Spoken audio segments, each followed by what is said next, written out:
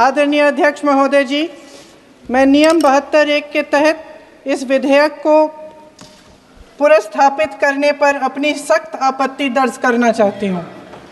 महात्मा गांधी ग्रामीण रोजगार गारंटी कानून पिछले 20 सालों से ग्रामीण भारत को रोजगार देने में और ग्रामीण अर्थव्यवस्था को मजबूत बनाने में सक्षम रहा है। ये एक इतना क्रांतिकारी कानून है कि जब इसको बनाया गया तो सदन के सभी राजनीतिक दलों ने इससे पूरी सहमति दी। इसके द्वारा 100 दिन का रोजगार इस देश के गरीब से गरीब लोगों को मिलता है, हमारे गरीब से गरीब भाई बहनों को।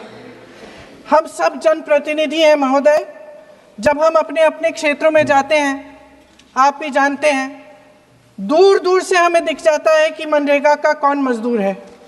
सबसे गरीब होता है, चेहरे पे झुर्रियाँ होती हैं, हाथ मिलाए तो सर हाथ पत्थरों की तरह। हाँ सर, मैं कर रही हूँ, पहुँच रही हूँ, हाँ मुझे पहुँचने दीजिए। नहीं, 1 मिनट लूँगी, मुझे पहुँचने दीजिए। सर, उनके हाथ पत्थरों की तरह कठोर होते हैं क्योंकि इतनी मजदूरी करते हैं। तो सर, मेरा जो इस बिल पर ऑब्जेक्शन है, सर ये जो कानून है, इसके तहत हमारे गरीब भाई बहनों को जो रोजगार की कानूनी गारंटी मिलती है, जो अधिकार मिलता है, वह इस योजना में मांग के आधार पर संचालित होता है।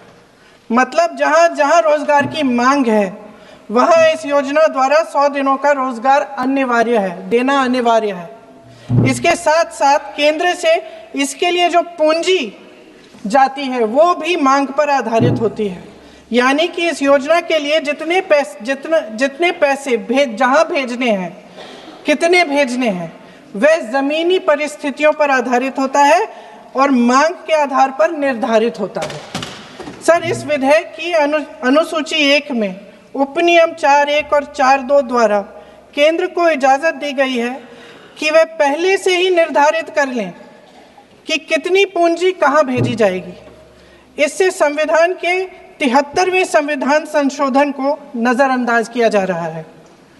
सर महोदय, इसके जरिए ग्राम सभाओं को इस योजना की मांग की जमीनी परिस्थितियों के आधार पर तय करने का पूरा अधिकार दिया जाता था।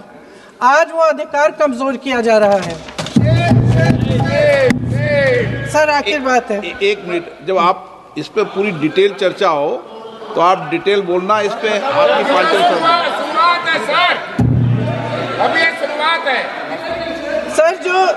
सर जो हमारे संविधान की जो मूल भावना है कि हर एक व्यक्ति के हाथों में शक्ति होनी चाहिए, वही मूल भावना पंचायती राज में है और उस मूल भावना के विरोध है ये जो अधिनियम, जो ये विधेयक आ रहा है। सर, इस विधेयक के जो प्रबंधन है, जिससे रोजगार का जो अधिकार है, कानूनी अधिकार है, वो कमज़ोर हो रहा है, वो हमारे संविधान के विपरीत है।